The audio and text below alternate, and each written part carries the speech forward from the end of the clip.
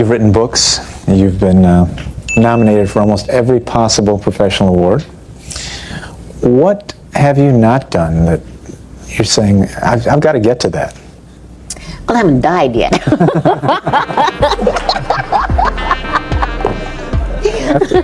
Well, like I say, you know, what haven't I done? I would just like to keep on working and keep on living, because as I said before, my life has been extremely interesting and I wouldn't want to have missed it for the world. And that's one of the reasons why I wrote this book now that's out called Rejuvenate, It's Never Too Late. Because those of us who have come through the years, we begin to realize, I think all of us do, at a certain stage of our lives, what life has really meant to us and the value of that life. And if we didn't do that, we're absolutely out of our minds.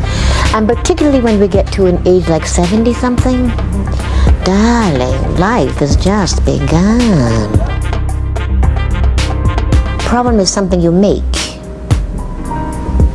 Life is something you live. Life is not problematical. We make it problematical because we're all listening to something, to someone else, to something, without listening to ourselves. If you're going to give that valedictorian speech at the grade school, what advice do you have to pass on to the next generation?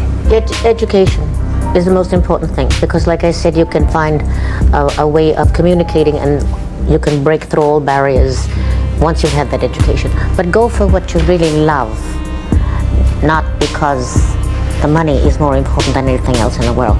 Because if you go for what you really love and what you really want to do, you'll do a better job at it. And money will always come and make you comfortable if you love what you do. Where did this confidence come from?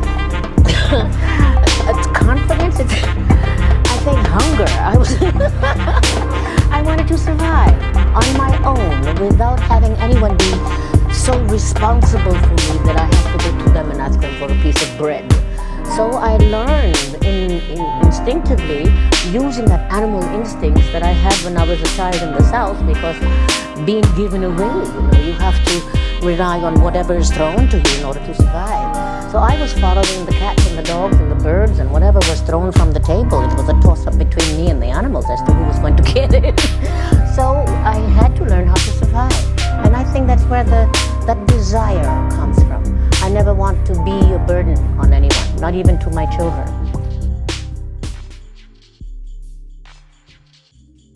I'm simply amazed at my whole life. Are you kidding? Because I've had more fun being Eartha Kitt, I think, than anybody has had being themselves, whomever they have become.